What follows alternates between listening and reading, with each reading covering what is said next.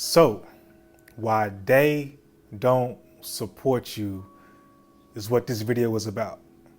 So before we dive deep and get real, let's just start light, okay? Let's just ease into it, because I know many of you probably clicked on this video and was like, ooh wee, I can't wait to hear this.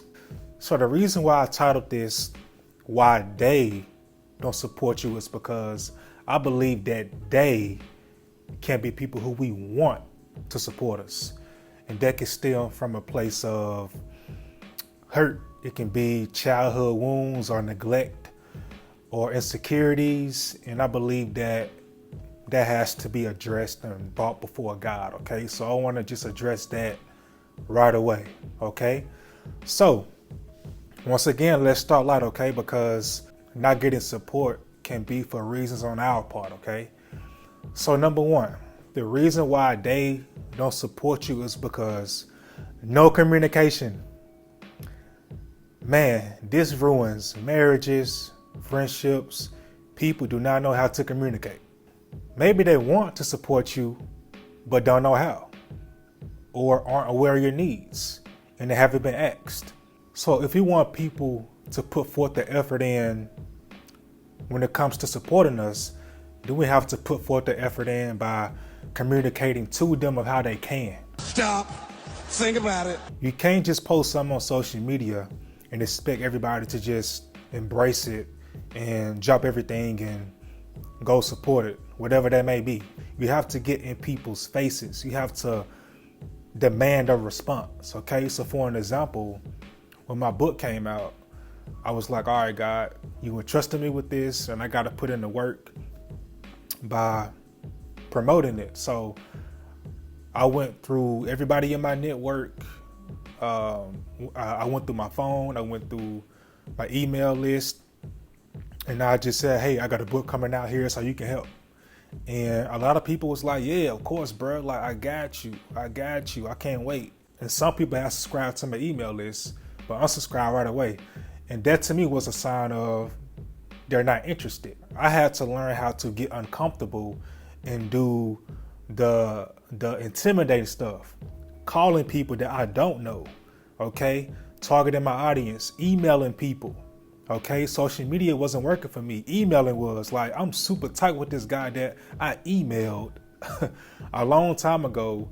You can't be trying to get support from your cousins and your aunties and your kinfolk and your friends from college. No, you have to meet people that you don't know. So my audience was athletes and coaches and youth ministers, and you have to target the right people.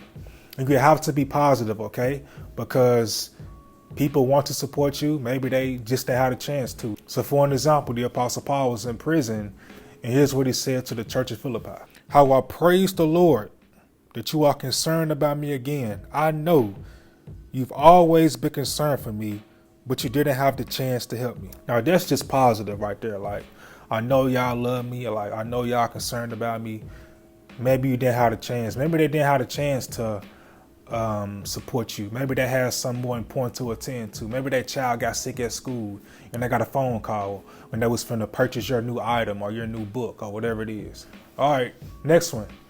They don't take you seriously.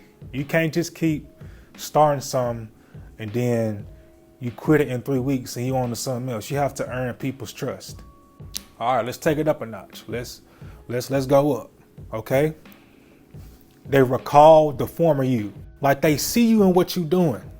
Like, they see you, but they're so used to your former element that it's hard for them to comprehend your new element.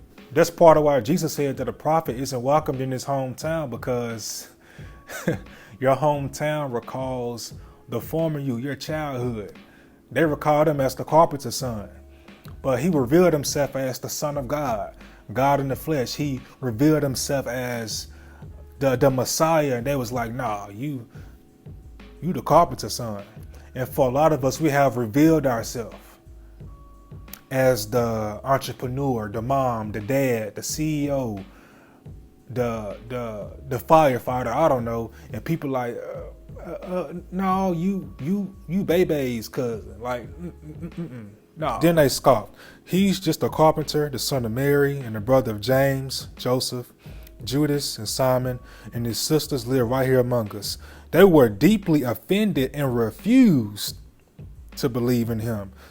Then Jesus told them, a prophet is honored everywhere except in his own hometown and among his relatives and his own family. Jesus went from high to low. He came from glory, heaven, to the crooked streets of this earth. He humbled himself by becoming obedient as a servant to us. But in the disciples' eyes, he was going from low to high. They're like, yeah, Jesus gaining notoriety. He getting on. He walking on water, doing miracles. Like, yeah, we his boys. He finna overthrow Rome. That was their vision. He finna overthrow Rome. We finna sit beside him on the throne. Like, yeah, like we set. Next thing you know, in their eyes, he went from high to low. He started talking about death and people eating his flesh, drinking his blood, and, you know, taking up their cross and dying for him. And they was like, I don't like this Jesus. I like the other Jesus, the one that's, you know, doing all these miracles and stuff. And for a lot of us, in God's eyes, we are going from low to high in God's eyes, okay? But for many people, that's high to low. But when you follow in God, to him is becoming more like him and going forth in what he has for you and where he's leading you and taking you. But for a lot of people, they can't comprehend that and maybe don't want to. And that's why people aren't supporting us, because we aren't beneficial to them anymore. They are going to miss the old us, the old element. And that leads to my next point. They don't want to see you elevate. It's like when a newborn baby is born and everybody is loving that newborn baby. That newborn baby makes people feel ooey and oh, it's a baby. Next thing you know, that baby start growing, turning into a kid, running around, picking his nose, cracking jokes, leaving animal crackers everywhere. That kid is enjoying his growth stage, and people are looking at that kid like, man, you just too much. You getting too big on me, man. Like, I wish you were small again. Like I miss the infant stage. I miss you being small because you made me feel good. And for many people, they are looking at you like, I wish you would stay small. You get too big on me. You are growing. And for a lot of people, instead of them adjusting to, it's hard for them to adjust with your growth. You have to grow with a baby, okay? Despite of that kid being who he is or who she is, you have to adjust with it. That's why mamas be calling their 40-year-old sons my baby, okay? Because that's how they recall them as.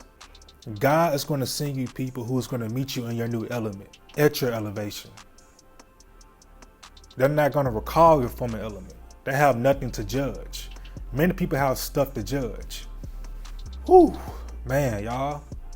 I done been through some stuff with this. Like, some of y'all can feel what I'm saying, man. Comment below, let me know that you with me. And you're not by yourself, man. It's all a part of, number one, following Jesus and being who God made you to be. And yeah, I just pray that you will embrace it and accept it and don't be affected by it to the point where you are disturbed in your spirit and you're frustrated because you are leaving people behind. And it can be saddening, but you'll get over it. Walking your purpose. So comment below which one stood out to you, which one resonated. Let me know.